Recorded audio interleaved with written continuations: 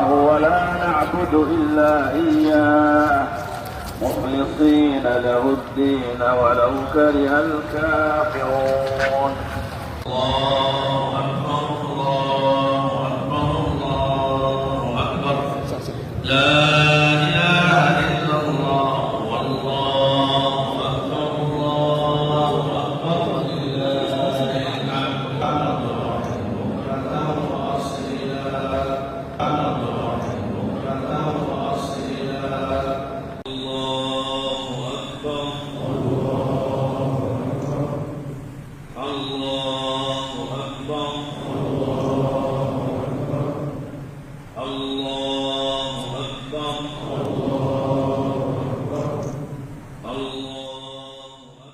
بسم الله الحمد لله والصلاة والسلام على رسول الله.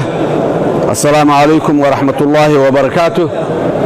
سلام كجدال ومد الصوماليات ملك السوء عالم كوغا نوشهاي وحن لنا عيد مبارك كل عام وأنتم بخير.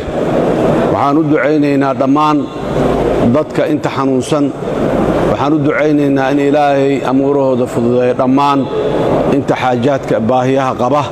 waxaan u ducaynaynaa dhammaan ummadda Soomaaliyeed in Ilaahay culaysyada u fududeeyo, in Ilaahay nabad iyo amni iyo naxariistiisa ku manaysto. intaa kadib walaalayaal, maanta waa maalin weyn. waxyaabihii caadiga ah ee iskula dardaarmi jirnay ma iloobayno oo ahayday in la isku naxariisto, in walaalka gacantiisu gaaban tahay in la kaalmeeyo, in ilmaha deriska ah ay la ciidaan ilmahaaga oo ilmahaaga siday u faraxsan yihiin kuwa deriskana ay u faraxsanaadaan, in la garab istaago dadka maxaan ku raadaaye danta yar si looga farxiyo maalintan farxadda weyn ah oo maxaan ku raadaaye ummadaha muslimiinta meel kasto ay joogaan la farxadda.